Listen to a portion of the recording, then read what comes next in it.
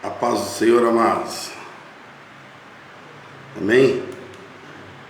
Bom dia, que a paz do Senhor seja sobre a sua vida, que o Senhor possa estar multiplicando as bênçãos sobre cada um de nós. Louvado seja Deus por mais esse dia.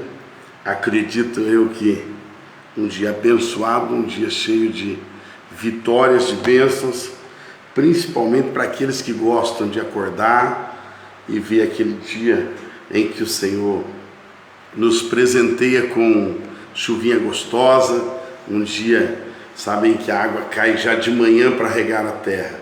Que Deus seja glorificado, não é verdade? Bom dia, Eva, bom dia, Alexandro, Aline, Fabrício, Márcia, bom dia a todos os meus queridos e amados irmãos que vão chegando por aí. São 7h27 e nós já estamos de manhã aí. Bom dia, Vanessa, Carlópolis na área aí. Sejam todos bem-vindos. Aquele abraço à nossa igreja lá em Carlópolis. Aquele abraço à nossa igreja lá em Jundiaí, lá no setor da Platina, lá até Jaguaraíva, a Ibaiti. Que o Senhor esteja com todos os nossos irmãos. Está aí minha mãe representando Ibaiti. Todos sejam muito bem-vindos. E nós continuamos hoje naquela jornada. A jornada é falar sobre o livro de Apocalipse, todo dia meditando numa palavra e necessariamente, não é? Vamos falar sobre uma palavra de Deus aí do Apocalipse e consequentemente vamos fazer uma oração. Beleza? Temos um momento de comunhão, que é o momento de estarmos juntos aqui. Você toma um café aí e eu aqui falo do livro de Apocalipse, falo do amor de Cristo para conosco, amém? Louvado seja Deus. Se você vai chegando, dá um bom dia. Se você vai chegando, vai dando aí uma posição para ver se está tudo legal. Chegando aí voz, chegando aí áudio, tudo bacana. E nós vamos, em nome de Jesus, compartilhar essa palavra com você, tá bom? Se você já chegou por aí, chama outras pessoas, faz aquilo que sempre você tem feito, parabéns, você compartilha no teu Facebook e outras pessoas vão ser abençoadas. Faz isso aí por carinho a nós, por carinho à palavra do Senhor. Alessandra, faz isso aí, compartilha no seu Facebook, beleza? Se você fizer isso, outras pessoas vão ser abençoadas. O que nós ganhamos com isso? Ontem eu terminei a live falando para você que o poder do Evangelho do Senhor está exatamente em nós testemunharmos, sabe, a respeito dos mandamentos que nós servimos, nós testemunharmos a respeito desses mandamentos e propagarmos o Evangelho do Senhor, falarmos do Evangelho do Senhor. Então a bênção do Evangelho está nisso, em eu propagar, eu falar na fila do banco, lá comprando pãozinho francês de manhã, sabe, lá no serviço, lá na hora do almoço, tendo uma oportunidade, fale de Jesus. Fale de Jesus. Nós estamos nesta terra, primeiro para reconhecermos Jesus como nosso Salvador e segundo para falar do plano de salvação para as pessoas, beleza? Se você fizer isso e você der bom testemunho, o poder do Evangelho está sobre a sua vida, amém? Sejam todos bem-vindos, Edna, Ana Flávia, Raquel, a todos, muito bom dia. Vamos lá, a palavra do Senhor então. Nós vamos falar hoje sobre o livro de Apocalipse, capítulo de número 13, e eu falei para você ontem a respeito de até o capítulo 11 de Apocalipse. Nós vamos ver, sabe, o tratar da palavra do Senhor. Nós vamos ver que o que acontece? Todas as coisas, tudo se vira contra a igreja, tudo se vira contra a igreja. Então essa história não é agora de agora, essa história é antiga, irmãos. Tudo se vira contra a igreja. Então assim, você prega o Evangelho e as pessoas falam mal de você. Você vem para a igreja e as pessoas tiram sarro de você. Você anda com a Bíblia debaixo do braço, as pessoas tiram com você. Então, irmãos, o Evangelho é sinônimo de perseguição? Sim. O Evangelho cresceu muito na igreja primitiva e a igreja primitiva estourou em crescimento no período em que mais houve perseguição, entende? Então assim, do capítulo 12 para cima. Nós vamos ver então o aparecimento das bestas. Falei ontem para você a respeito do quarteto fantástico da destruição, ou seja, o anticristo, o falso profeta, a Babilônia, o Satanás, eles todos vão se levantar contra a igreja, não é? Vão aparecer no cenário, mas vão aparecer para serem destruídos. Calma, calma, a história, Deus está no controle e Ele está com maestria orquestrando tudo. Tem gente que fala assim, mas pastor, e agora? E agora, o final dos tempos, o que vai ser? Irmão, glória a Deus. Se eu fosse você, eu andava pela rua falando Maranata, Maranata, Maranata. Eu andava por aí dizendo Maranata, hora vem Senhor Jesus, porque o final, o arrebatamento, o encontro nosso com o Senhor nos ares é o evento de consolo. Seremos, privilegiados por encontrarmos com o Senhor nos céus. Então assim, é bênção, queridos. Para o justo é bênção e para o ímpio, aí é juízo. O ímpio é aquele que não reconhece Jesus como seu Salvador, aquele que não reconhece Jesus como sendo o seu, sacrifício. Jesus morreu na cruz em meu lugar. Agora, se eu não reconheço isso, eu ainda sou ímpio. Então é necessário reconhecer Jesus como Salvador. Beleza? Se você reconhece, você tem parte da salvação. Você não tem que temer, você só tem que confiar no Senhor. Beleza? Eliabe, bom dia. Bom dia, Fernandinho. Fernandinho está aí conosco hoje, hein? Aquele abraço a todos vocês. Beleza, querido? Se você entendeu isso, nós vamos então no capítulo 13 ver o aparecimento de duas bestas. Duas bestas. Então uma já é demais, agora já pensou duas. Mas, queridos, é muito interessante entendermos algumas coisas aqui, tá bom? Para isso eu quero fazer uma introdução lendo aqui o texto da palavra do Senhor. Vamos lá? Apocalipse 13, versículo 1. E eu fiquei sobre a areia do mar. Aqui João está tendo a revelação do livro de Apocalipse. E eu fiquei sobre a areia do mar e vi uma besta surgir no mar. Quando você vê essa besta surgir do mar, está falando da primeira besta.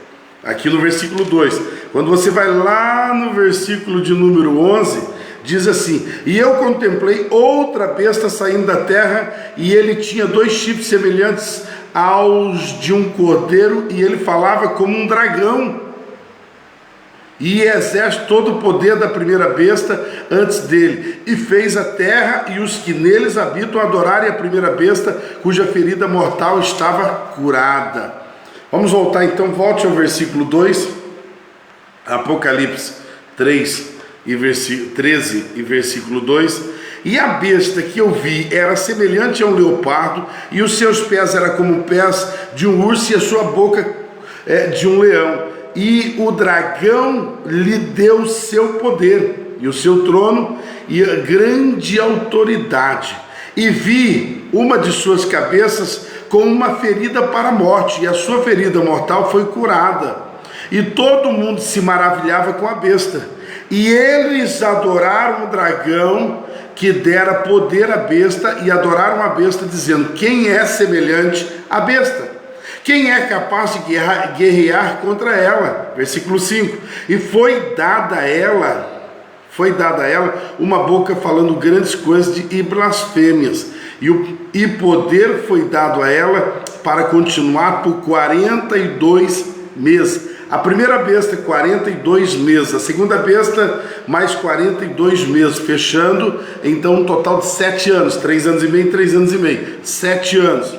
Muito bem, o versículo de número 7 diz assim: foi-lhe permitido guerrear contra os santos e vencê-los. Foi-lhe dado poder sobre todas as famílias, línguas e nações. E todos, analisa isso aqui, e todos que habitavam na terra adoraram, cujos nomes não estão escritos no livro do Cordeiro. Então quer dizer, todos que estavam na terra, todos aqueles que não tinham seu nome escrito no livro da vida. Aqueles que reconheceram Jesus como seu Salvador, têm o seu nome escrito no livro da vida e foi reconhecidos pelo sacrifício de Jesus. Automaticamente não tem parte, sobre essa perseguição da besta, ou seja, do anticristo. Então aqui eu dou uma paradinha com você e a gente troca em miúdo algumas coisas aqui, porque eu sei que alguns vão falar, mas que besta, duas bestas e anticristo, como é que eu entendo isso? Então assim, a primeira coisa que eu preciso entender é que a Bíblia vai falar de figura de linguagem, principalmente o Apocalipse.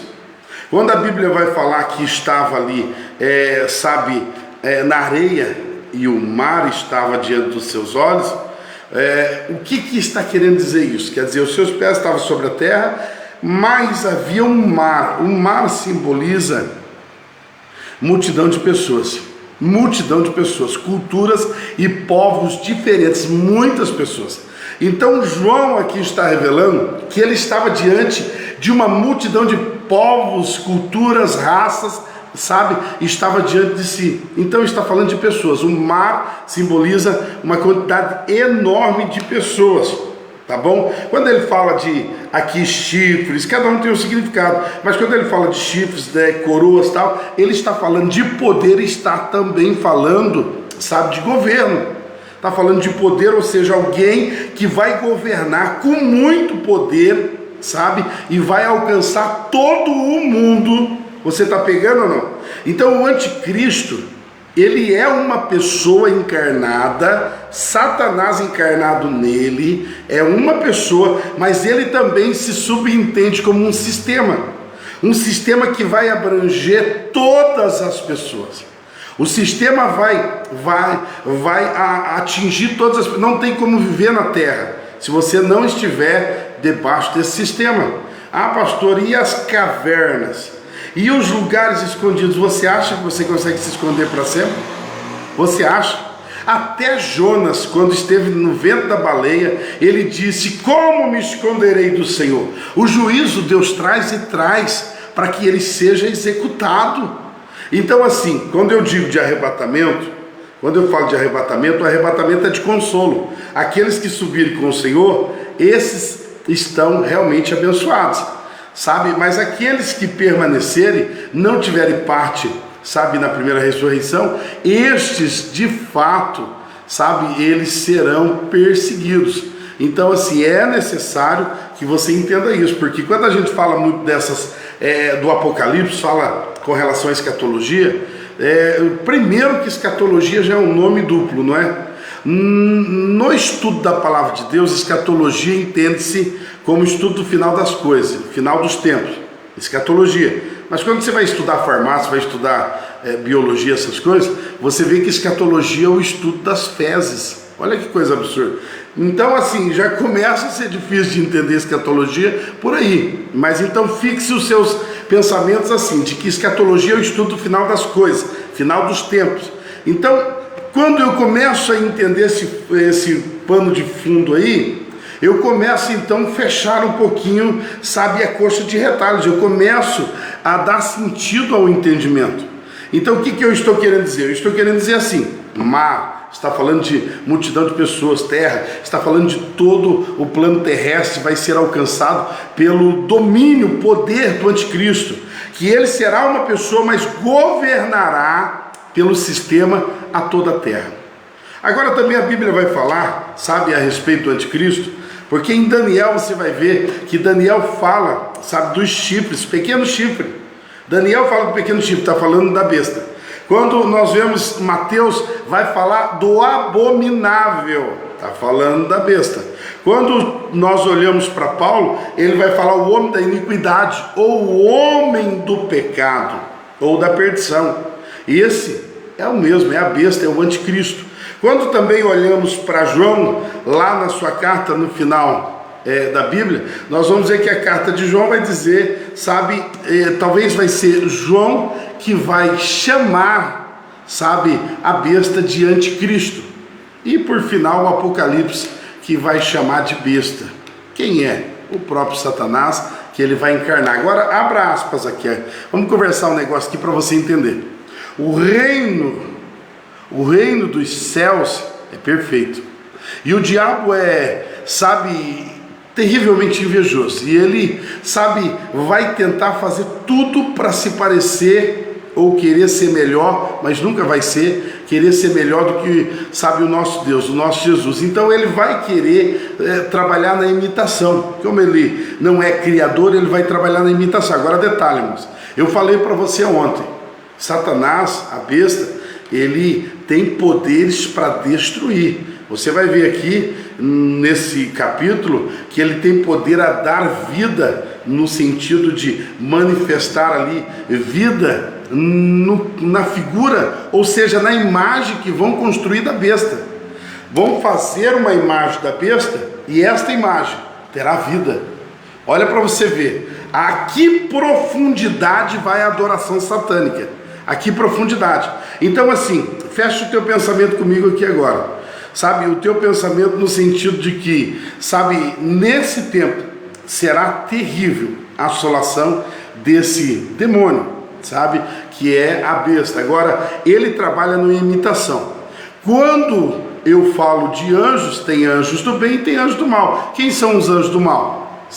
Os demônios, não é? Quando eu falo do reino da luz, o reino da luz acontece em perfeição, mas o reino das trevas tenta trabalhar em imitação, sistema hierárquico, sabe, Satanás lidera lá, o diabo lidera lá, sabe, no inferno lidera todos os seus subalternos aí e dá ordem a eles, eles vão, quer dizer, o próprio, olha para você ver que interessante, o reino das trevas, ele não é onipresente, mas ele consegue saber de muitas coisas do mesmo tempo. Como?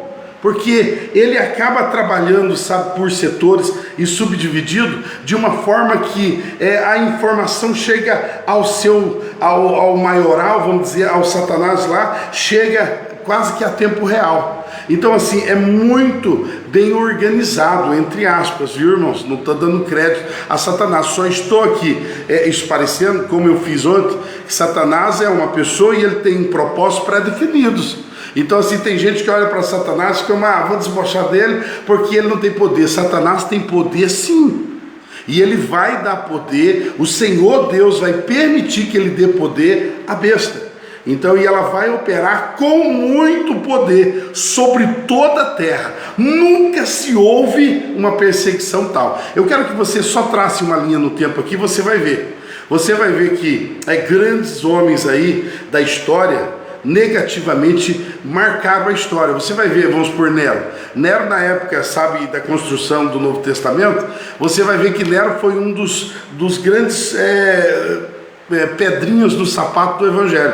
Por quê? Porque Nero era truculento. Nero mandava matar pessoas e colocava de frente do seu palácio para ver acender à noite, ou seja, mandava botar fogo em crente e colocava eles cravados em madeira, em pau, fincado na terra, e essas pessoas ficavam de pé na frente do seu palácio e ele via aquelas pessoas queimar e ele aplaudia isso. Nero mandou matar sua mãe.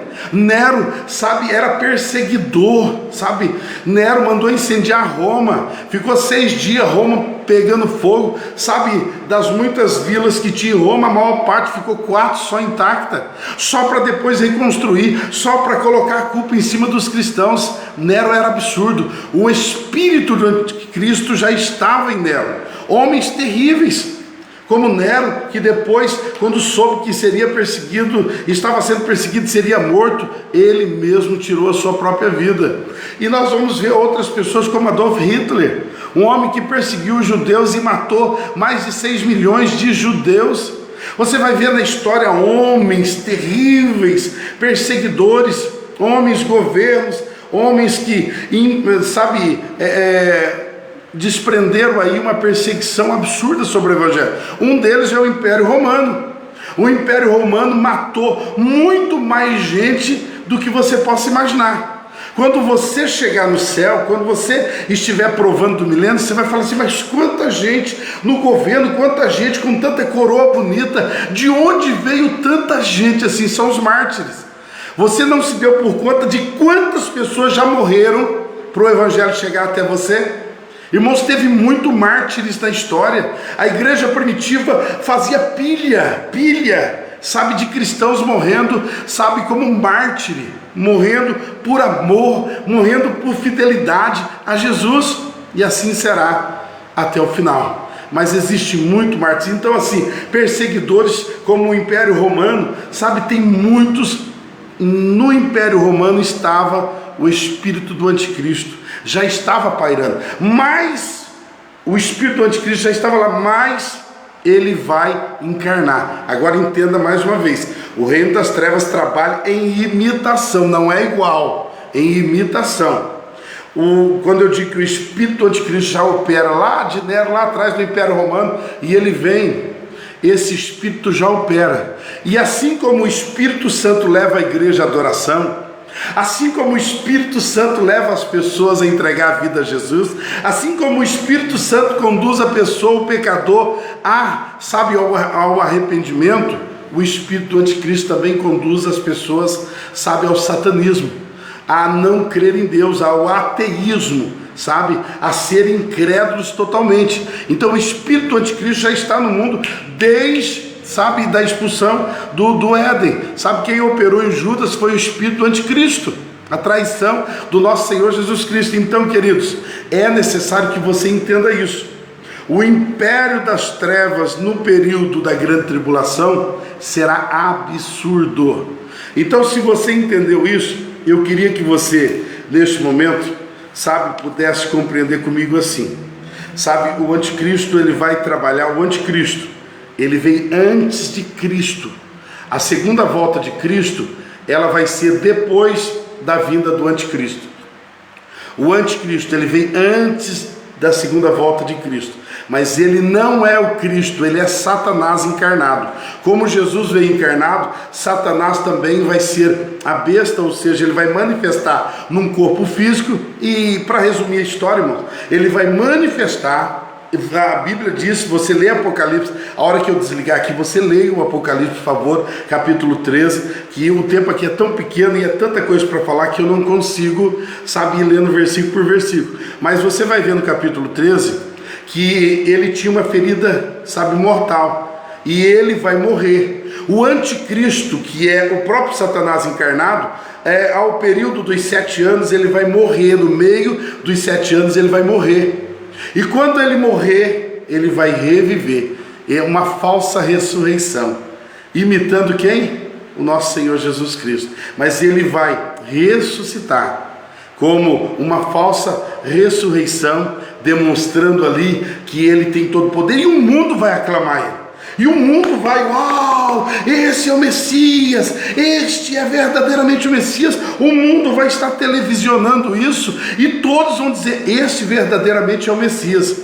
Cuidado com o engano, porque será o período de maior engano sobre a face da terra, porque a besta está coberta de mentira, de engano, de falsidade. Quando eu digo isso para você, eu preciso que você entenda que tudo hoje está culminando para isso.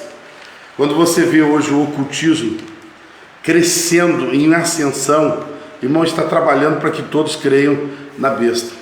Quando você olha o satanismo, nunca cresceu tanto como agora. Irmão, um dos filmes que bombou, estourou, na Netflix, é Lúcifer. Lúcifer, eu acredito que tem até crente assistindo esse filme, Lúcifer.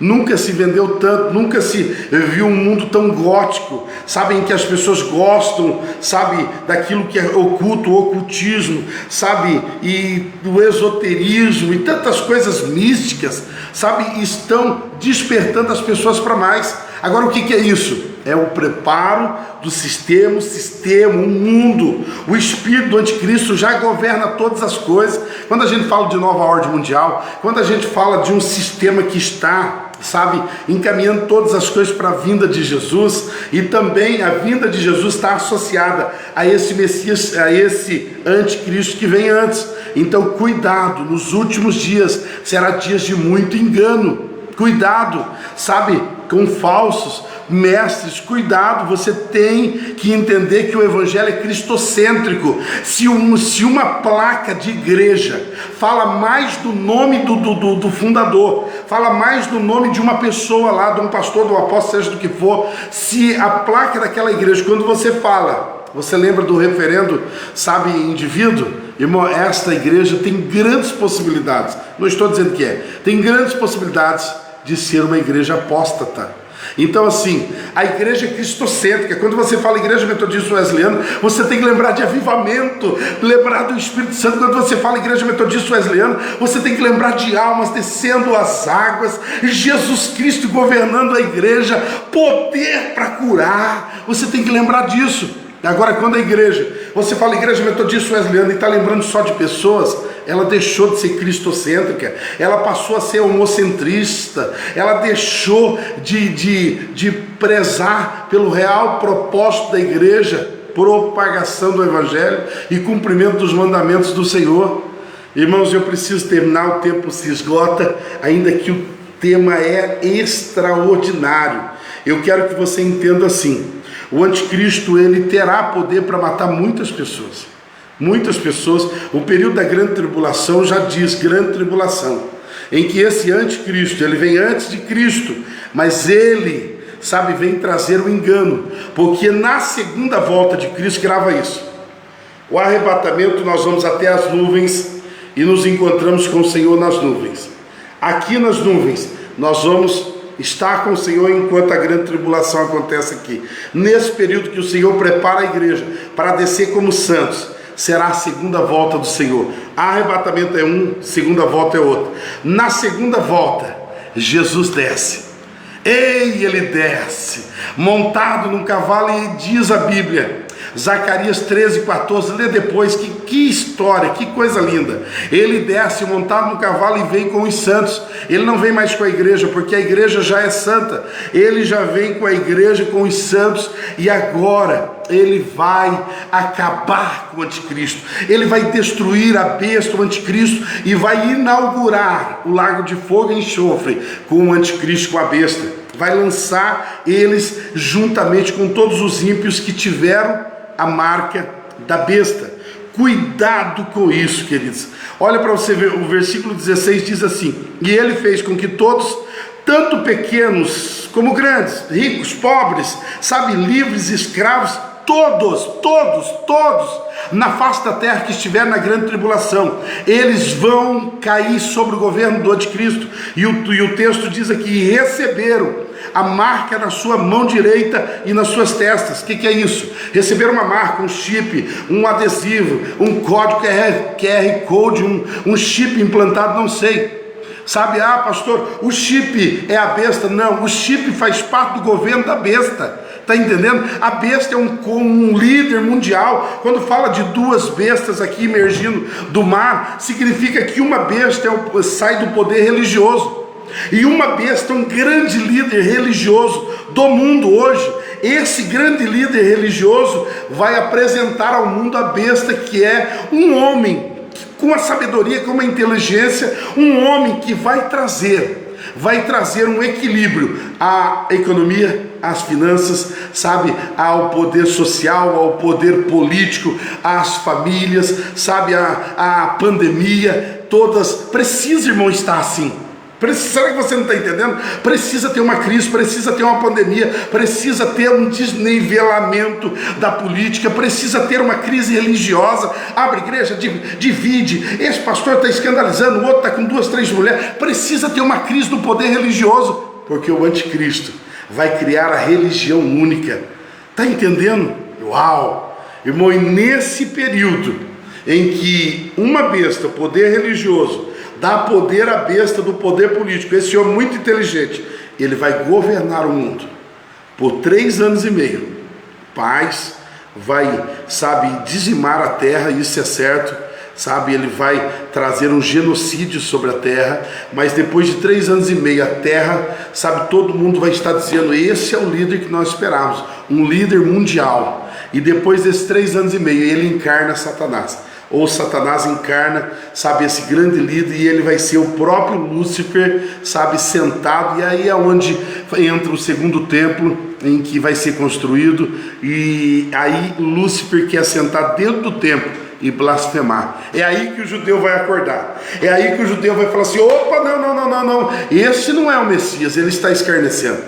Então, irmão, tem coisa para mais de metro aqui, mas eu encerro com você aqui hoje. Período da grande tribulação é extraordinário você estudar aqui, para que você possa entender que dentro de todo esse pano de fundo, quem sai melhor? Aquele que aceitou Jesus como seu Salvador. Qual que é o papel nosso? Crer no Senhor, sabe, em todos os momentos. Eu quero só terminar com o versículo de número 8, Apocalipse 13, 8, diz assim: e todos os que habitam na terra adorarão o nome, e não, todos que estão na terra adorarão, cujos nomes não estão escritos no livro do Cordeiro, morto desde a fundação do mundo. Se algum homem tem ouvido para ouvir, ouça. A palavra está dizendo: aquele que tiver o seu nome inscrito no livro da vida, este não será certamente reconhecido pela besta, ou seja, este talvez morrerá como mártir na grande tribulação, mas aqueles que têm o seu nome escrito no livro da vida, têm parte no Senhor, e subirá, sabe, no arrebatamento da igreja. Eu sei que tem muita coisa que você vai falar, mas eu não entendi isso, aquilo. É óbvio que eu não consigo falar tudo em 25 minutos. Eu queria que você, sabe, estivesse conosco. Amanhã eu continuo o capítulo 14. Agora, você querer aprender Apocalipse sem ler, sem estudar, sem chamar o Espírito Santo para estar com você, é impossível. E quando você for estudar o Apocalipse, eu te dou um conselho, sabe, siga os teus pastores, siga a tua igreja, porque existe tanta linha de raciocínio, sabe, de entendimento com relação à escatologia, que muitas pessoas, elas desanimam de estudar, porque cada um vai por um norte. Por isso que eu sempre digo: você tem que ter uma igreja, você tem que ter uma cobertura, você tem que ter um pastor, você tem que seguir o raciocínio da tua igreja. Você não escolheu ela para ser membro, você tem que seguir o raciocínio da tua igreja, porque tem gente que pensa de tudo quanto é forma.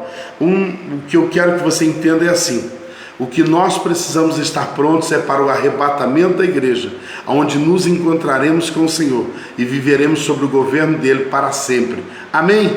Que Deus te abençoe. Eu quero te agradecer. São 7h57 e eu estou encerrando por aqui. Pai, abençoa a vida de cada um, amigo do coração, participante dessa igreja maravilhosa, Igreja Metodista Wesleyana, membros da comunidade da fé de Cristo Jesus da face da terra. Eu quero te pedir, Senhor, alcance o coração de todos eles, alcance a vida de todos os meus irmãos e amados, queridos irmãos e familiares. Eu quero que a tua bênção esteja sobre todos, que o Senhor desvie toda a ira, desvie toda a praga, desvie todo o Covid, desvie, Senhor Deus, toda a ignorância espiritual, e que haja salvação sobre a vida dos nossos irmãos hoje, para que possamos nos encontrar com o Senhor antes da grande tribulação, em o nome de Jesus. Amém?